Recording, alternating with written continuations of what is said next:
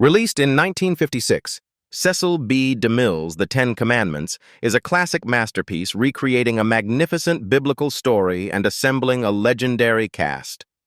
But behind the light of faith and cinematic glory are lives filled with hidden complexity. After the smiles, fame, and applause came tragedy, solitude, and silent struggles stained with tears. Today, we look back not just to remember, but to understand the real people behind the cinematic saints. Charlton Heston as Moses, the solitary leader. Born on October 4, 1923 in Evanston, Illinois, Charlton Heston, born John Charles Carter, grew up during the Great Depression, a harsh childhood that early on forged his steel resolve. When he reached 33, Heston was chosen by director Cecil B. DeMille to play Moses in The Ten Commandments 1956, a role of immense religious and historical scope. With his heroic physique and eyes shining with faith, Heston became the classic image of the leader who liberated the Israelites from Egypt. The role propelled him to the peak of fame, turning his name into an icon of faith and human will in 20th century cinema. But behind those powerful eyes was a soul with many empty spaces. Heston was renowned for his discipline and dedication to his craft, but it was precisely this that made him solitary. Friends recounted that after the cameras stopped rolling, he often sat quietly for hours in his dressing room, as if still trapped in the world of Moses, a leader who had to sacrifice all personal happiness to save others. His too-deep connection to the role often plunged Heston into mild depression, especially when he felt he could not escape the great hero image imposed by the public. In private life, Heston was a faithful husband and devoted father. But his marriage to Lilia Clark also endured challenges. He spent the majority of his time on film sets, leaving behind years of emptiness for his family. As his twilight years approached the screen, Hero began to confront an enemy no one can defeat: Alzheimer's disease. This cruel affliction gradually stole his memory, making him forget even the most glorious moments of his career. In 2002, Heston publicly announced his condition, a rare, courageous act demonstrating the ultimate honesty he always pursued in his artistic life. Charlton Heston passed away on April 5, 2008, at the age of 84 at his private residence in Beverly Hills. He was interred at St. Matthew's Episcopal Church Cemetery, California. At the time of his death, his net worth was estimated at about $40 million USD, a considerable sum, but immeasurable compared to the spiritual legacy he left to world cinema. Behind the statue of Moses was a man who lived fully with faith and responsibility, but who also carried a great solitude in his heart. Charlton Heston's tragedy lay not in his decline, but in the very fate of those who are too great, those who bear the light of humanity on their shoulders only to never escape their own shadow. Yul Brynner as Rameses II, the king without a crown. He was born amidst legends and complications.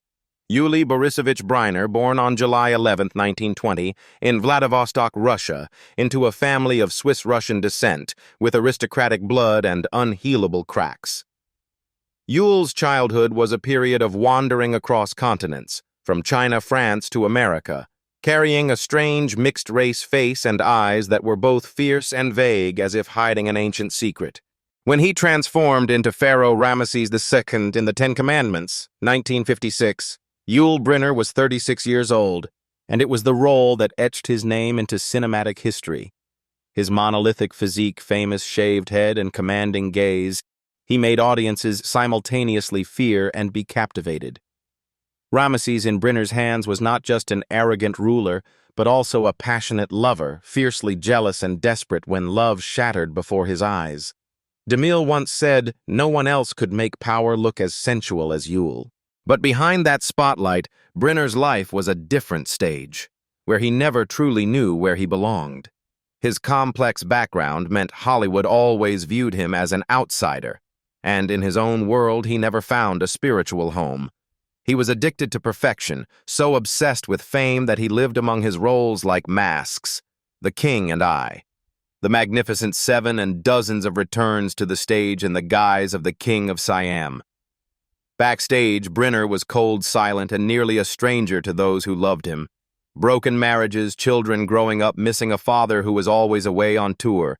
That was the real tragedy of the king without a crown. He once admitted, "I only feel I exist when I am under the stage lights. When the lights go out, I return to the shadows." That quote was like a prophecy for the end of his life. In 1983, Yul Brynner was diagnosed with lung cancer, the consequence of years of heavy smoking.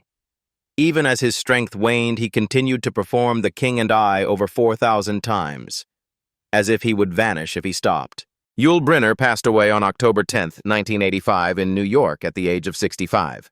He was buried in La Touraine, France, on his family's private estate. His legacy was estimated at about 10 million USD, but his true value lies in his photograph, a regal smile amidst the light and shadows. Yul Brynner's life is a testament to the price of artistic immortality.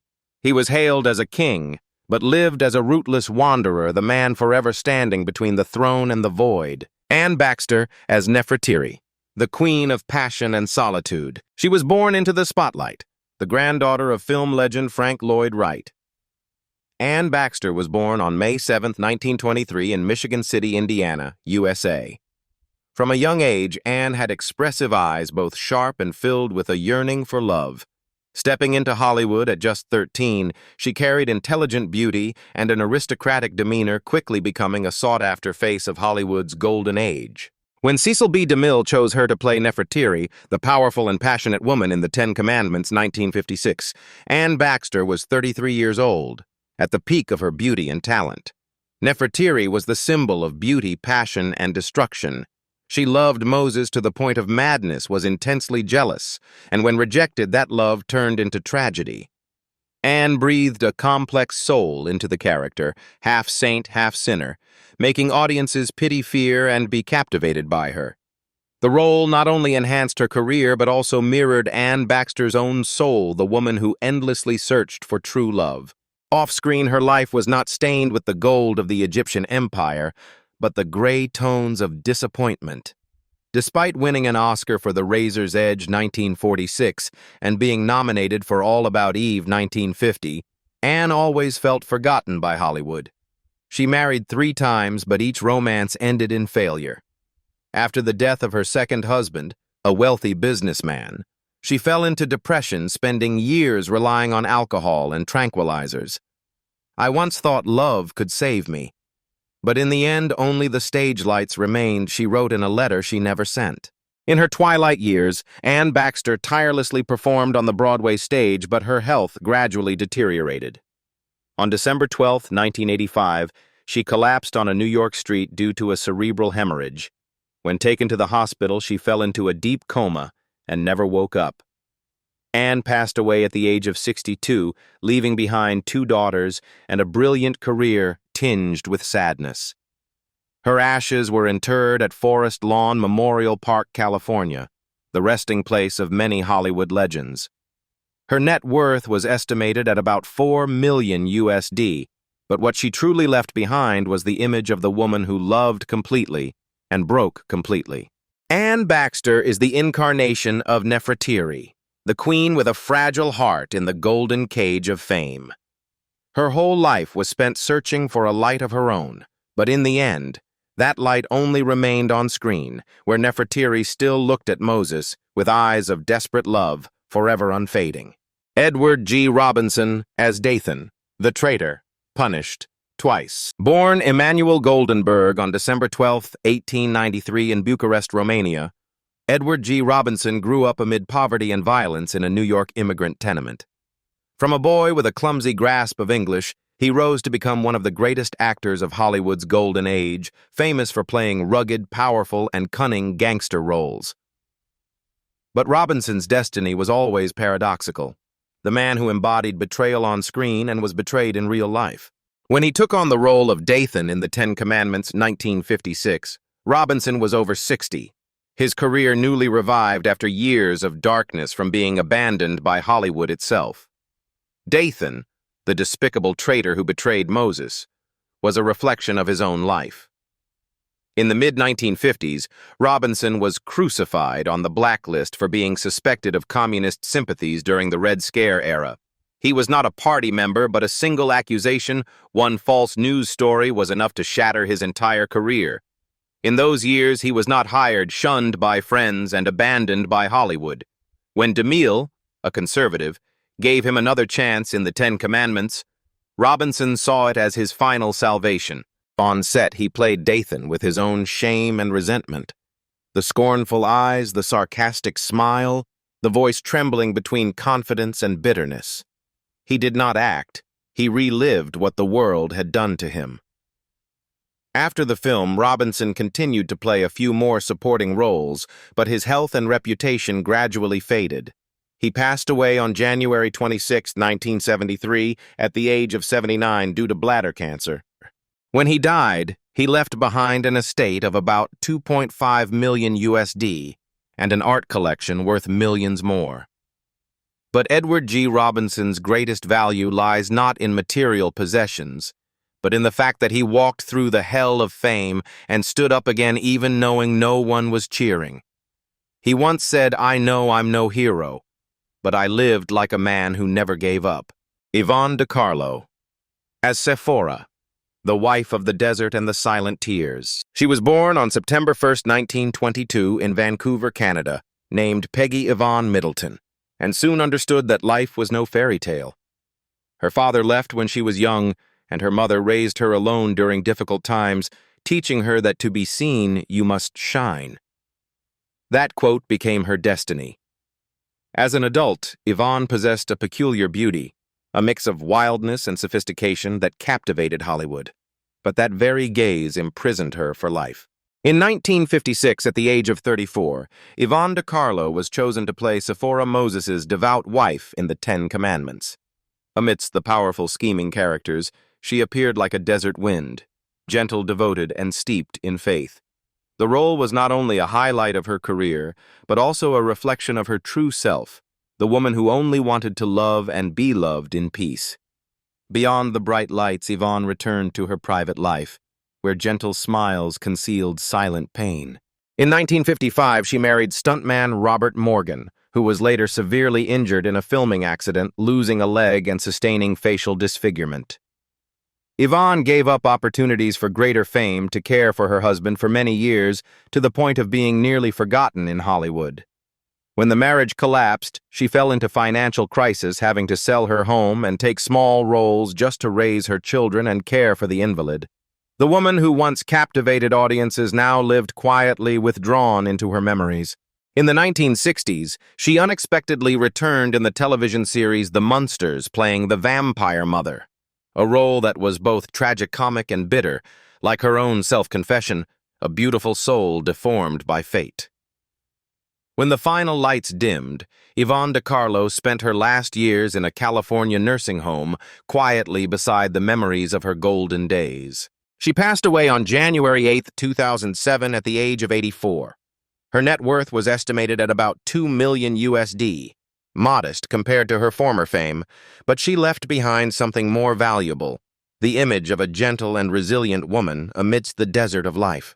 Yvonne de Carlo, the beautiful woman who chose kindness over glory and who, despite being forgotten, still makes the whole world bow when her name is mentioned. Debra, Paget as Lilia, the little rose, lost in the Golden Empire. Born on August 19, 1933 in Denver, Colorado, Debra Paget, born Debra Lee Griffin, grew up in an artistic family where the stage and film set were the only world she knew. Possessing pure beauty, large eyes, and a voice light as the wind, Paget was considered Hollywood's teen muse of the 1950s. But behind that innocence was a controlled youth losing freedom amidst the flashbulbs and cold contracts. In 1956, at just 23 years old, Debra was chosen to play Lilia in the Ten Commandments, the gentle, innocent slave girl caught in a whirlwind of passion and power, an image that brought audiences to tears at the time. But few knew that while Lilia was bound by the Pharaoh's chains, Debra Paget in real life was also imprisoned in the golden cage of fame. Studios pushed her into roles considered suggestive and beyond her age, turning the little angel into a revenue tool. She once said, "I was never asked what I wanted. I was only told to be beautiful, to cry, and to be obedient. After the massive success of the Ten Commandments, Paget could not find a new path.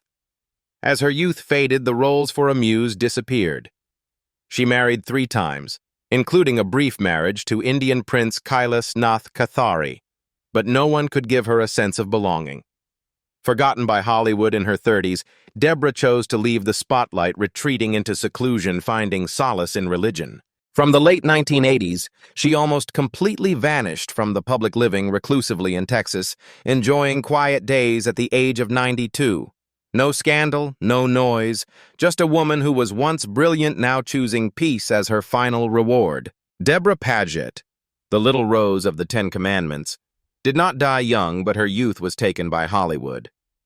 In her eyes, there is still the light of the girl who once believed that love and faith could save the world and herself. John Derek as Joshua, the dreamer between love and sin. Born Derek Delavan Harris on August 12, 1926 in Hollywood, California, where he was both a child of the dream and a victim of it. With his handsome face, pensive gaze, and sculpted physique, John Derek was seen as the romantic hero archetype that Hollywood always craved. But in that gaze, something elusive always flickered, an insecurity, a wound that never healed. In 1956, at age 30, he took on the role of Joshua, the brave and loyal warrior to Moses in the Ten Commandments. Joshua was the symbol of faith and courage, the man who lived for the greater good, willing to sacrifice for love and belief. On screen, John Derek shone with pure beauty and unwavering spirit. But his real life was the complete opposite, uncertain, rebellious, and filled with mistakes.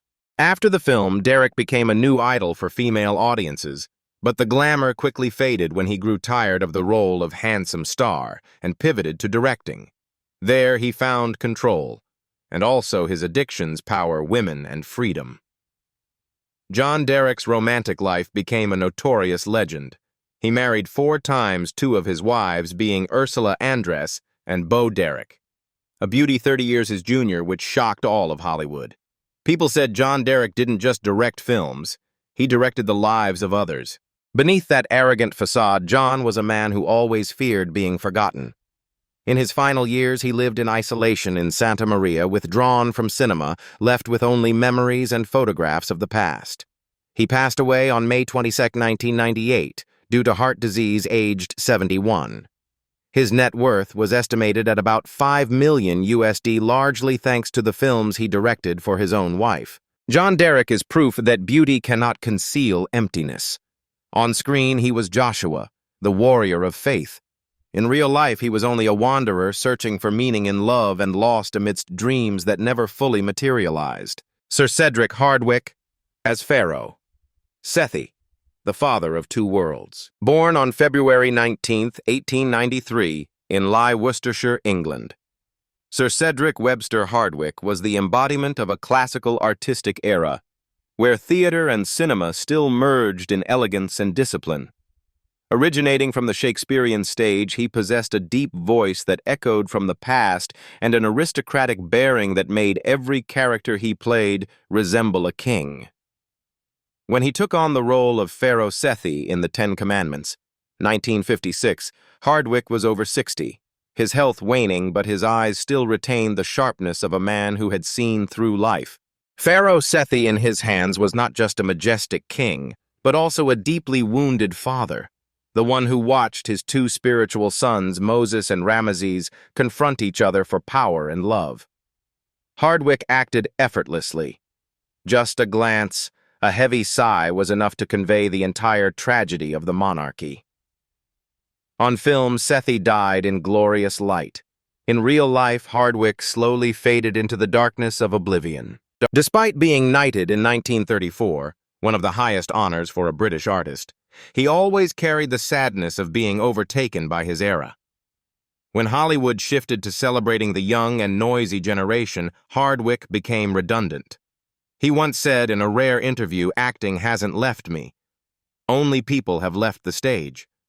That quote hints at the bitterness of an artistic soul trapped between 2 worlds. One side the old glamour, the other the withering of the present. Sir Cedric Hardwicke passed away on August 6, 1964, in New York due to chronic lung disease, aged 71. He was cremated and buried at Golders Green Crematorium, London. His net worth was estimated at only about 500,000 USD, but his artistic legacy is priceless, a monument of style, intellect, and loyalty to the stage. Sir Cedric Hardwicke, the father of two worlds, lived fully amidst light and ashes, then left gently like a final farewell to the art he served all his life. Nina Foch, as Bithiah, the compassionate heart in the solitary palace. Born on April 20th, 1924, in Leiden, Netherlands, under the name Nina Consuelo Maud Foch. Nina Foch had two artistic bloodlines. Her father was a Dutch composer, and her mother was a famous American actress. From childhood, she lived amidst music and stage lights, but also quickly grasped the solitude of one standing on stage, where all eyes were on her, yet no one truly saw the heart within. At the age of 32, Nina was cast as Bithiah, the Egyptian princess, Moses' adoptive mother in the Ten Commandments, 1956. It was a role demanding a combination of authority and compassion, and Foch embodied it perfectly. In her compassionate gaze, Bithiah became the iconic image of maternal love transcending all boundaries. This role helped Nina reach the height of fame, but it was also the turning point where she realized the price of the spotlight. She had to exchange her youth and private life for her career. Hollywood was never merciful to intelligent women. After a few major roles, she was typecast as the noble, aloof woman denied more complex roles. Nina once confessed, "I understand Bithiah's feeling. We both nurtured children who didn't belong to us. The difference is I nurtured roles, and they left me when they grew up." When she was no longer sought after, she turned to teaching acting at the USC School of Cinematic Arts, becoming an inspiring mentor to many generations, including young stars like Ed Harris and George Clooney. Nina no longer needed an audience. She found peace in nurturing the talent of others. Nina Foch passed away on December 5, 2008 in Los Angeles due to a blood disorder, aged 84. Her estimated net worth was about 1.5 million USD, modest, but she left a much greater legacy, compassion, and serenity in a world that is inherently harsh. Nina Foch, the woman with a compassionate heart in the solitary palace, taught us that sometimes true light comes not from fame but from the kindness we show to others. Martha Scott as Yochebel, the mother of faith and loss. Born Martha Ellen Scott on September 22, 1912 in Jamesport, Missouri, USA, she was the daughter of a school principal and a teacher. From a young age, she was deeply involved with the church and hymns, so when she entered the arts, Martha carried a light all her own, a gentle, complete, and enduring faith that nothing could tarnish. When chosen to play Yochebel, Moses' birth mother in The Ten Commandments, 1956, Martha was in her early 40s, an age when many Hollywood actresses had been forgotten. Yet she brought to life one of the most sacred images in cinema, the Jewish mother placing her son in a basket on the Nile River to save his life. In Martha's every tear was an intersection of faith and the instinct for survival, of love and sacrifice, something only a person of profound experience could portray. Ironically, in real life, Martha was also a mother who endured great loss. Her only son, Neil, died in a car accident when he was very young, leaving a wound that never healed. She once said, "When I filmed the scene of letting Moses go on the river, I truly let go of the child in my heart." That quote became a symbol of the silent pain she carried all her life. After the Ten Commandments, Martha Scott did not seek more major roles. She chose a quieter path, appearing in small plays, and gradually withdrew from the stage. Her simple life later stood in complete contrast to what Hollywood usually portrays. No scandals, no glamour, just a middle-aged woman with a gentle smile and eyes that always seemed to be praying. Martha Scott passed away on May 28, 2003 at the age of 90 in California. Her estimated net worth was about 1 million USD, but her spiritual legacy, the image of the saintly mother amidst the desert of faith, is priceless. Martha Scott, the mother of faith and loss, not only gave birth to Moses in the film, but also gave birth to a belief in pure love which persists long after all the glamour fades. Judith Anderson as Memnet, The Shadow of Loyalty. Born on February 10, 1897 in Adelaide, Australia, Dame Judith Anderson was one of the greatest classical stage actresses of the 20th century. She carried a strange energy, cold, mysterious, and fierce. It is said that every time Judith stepped onto the stage, the atmosphere seemed to thicken, as if something sacred was being summoned. But for an artist like her, talent always came with solitude. In 1956, when she played Memnet in The Ten Commandments, Judith was in her late 50s, an age rarely favored by Hollywood. The role of Memnet, Princess Bithiah's nursemaid who held the secret of Moses' true identity, was the perfect fit for Judith, a loyal woman imprisoned by silence and fear. On screen, she created a character who was both pitiable and terrifying, with eyes always hiding the pain of one who knew too much but could not speak. In real life, Judith Anderson also lived in her own shadow. She never married, had no children, and was dedicated to the stage more than to people. Behind the glamour were long years battling depression and self-doubt. Although she was appointed Dame Commander of the British Empire in 1960, one of the highest honors for an artist, Judith still said she felt never understood. That is the pain of one who lives too deeply in a world that only prefers the superficial. In her final years, she lived almost reclusively in Santa Barbara with a few cats and old scripts. Judith Anderson passed away on January 3, 1992, at the age of 94 after bequeathing her entire estate, estimated at $2 million to artistic foundations. Judith Anderson, the woman who carried the shadow of loyalty, lived and died like her character, Memnet, an honest soul consumed by secrets and silence. In her every glance, something remains unfaded. A beautiful sadness like the faint smoke of the old stage lingering in Hollywood's memory. Vincent Price as Baka the Charmer, with the face of tragedy. Born on May 27, 1911 in St. Louis, Missouri, Vincent Leonard Price, Jr. came from an affluent family, where everything was preordained education, status, honor. But his heart chose the opposite path, turning towards art, where people were allowed to reveal their darkest parts without judgment. In 1956, when he played Baka in The Ten Commandments, Vincent Price was 45 years old, at the peak of his form. Baka, the cruel taskmaster, symbolized corrupted power and dark desire. In Price's hands, this character was not purely evil, but a man full of contradictions, charming yet dangerous, powerful yet empty. This subtlety made the audience both hate and pity Baka, and also made Vincent obsessed with his own role. He once admitted, "I don't play evil. I just show what people hide when they look in the mirror." After the film, he became an icon of classic horror cinema, with a series of haunting roles in House of Wax, The Fly, and The Pit, and The Pendulum. Yet behind the mesmerizing voice and gentlemanly composure was long-lasting solitude. 2 failed marriages, a tense relationship with his daughter, and self-torment from being labeled the man of darkness plunged Vincent into self-doubt. In his twilight years, he rediscovered himself through painting, writing books, and philanthropy.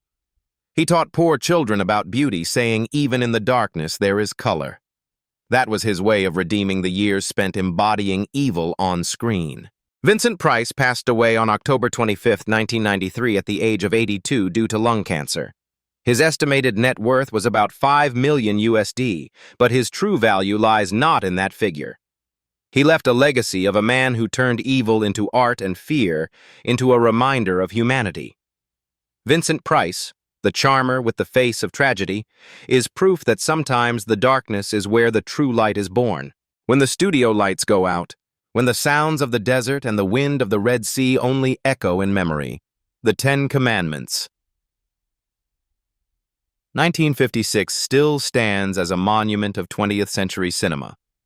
But behind the magnificent frames, behind the faces etched into the hearts of the audience, are real lives, fragile, solitary, and full of scars. Charlton, Heston, Yul Brynner, Baxter, and the rest of the cast were not just symbols of faith and strength on screen. They were people who fought their own destinies. Some were consumed by fame, some traded their youth for art, and some carried unnameable pain throughout their lives. All of them in their own way walked through the spotlight to become legends, not because of perfection, but because of the humanity in their tragedy. And what about you? In the 10 Commandments, which character moved you the most? And why? Share your feelings below, so we can all remember the people who gave their hearts entirely to art. Don't forget to hit like and subscribe to continue the journey of exploring backstage stories, where tragedy and glory together write the history of Hollywood.